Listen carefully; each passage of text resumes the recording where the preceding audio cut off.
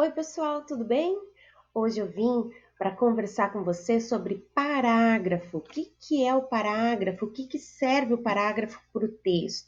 O parágrafo serve para organizar o texto escrito, destacar a fala dos personagens, facilitar a leitura e a compreensão do texto e organizar o sentido do texto. Então, vamos ver isso na prática.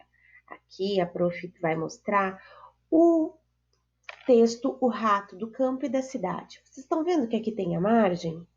O parágrafo, o que simboliza o parágrafo no texto, é esse espacinho que fica entre a margem e o início da frase. Então, aqui onde é que está a setinha, é um parágrafo, aqui é outro parágrafo, outro parágrafo, outro parágrafo. Isso é o símbolo dele. Quando tem um recuo, que não inicia, que nem esse primo aqui, juntinho da margem, certo? O parágrafo também pode ser dividido de diversas formas. Ele pode ter 2 linhas, ele pode ter, que nem esse aqui, 3 linhas, ou ele pode ter uma linha só, que nem diz aqui, o rato da cidade torceu o nariz. Isso é um parágrafo, certo? Então, ele pode ter várias representações, com uma, com duas, com 6 linhas, enfim, tá? Outra coisa importante, então, é o sentido que ele dá no texto. Como ele organiza esse texto? Por ideias. Cada ideia vai em um parágrafo para poder organizar melhor esse texto. Olha só. Era uma vez um rato que morava na cidade e que foi visitar o primo que vivia no campo. Nesse primeiro parágrafo, está mostrando o que aconteceu, né? Um foi visitar o outro.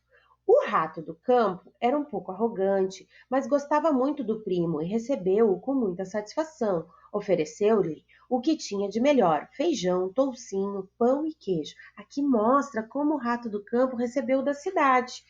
Aqui no terceiro parágrafo diz: o rato da cidade torceu o nariz. Aqui mostra como foi a reação do rato da cidade.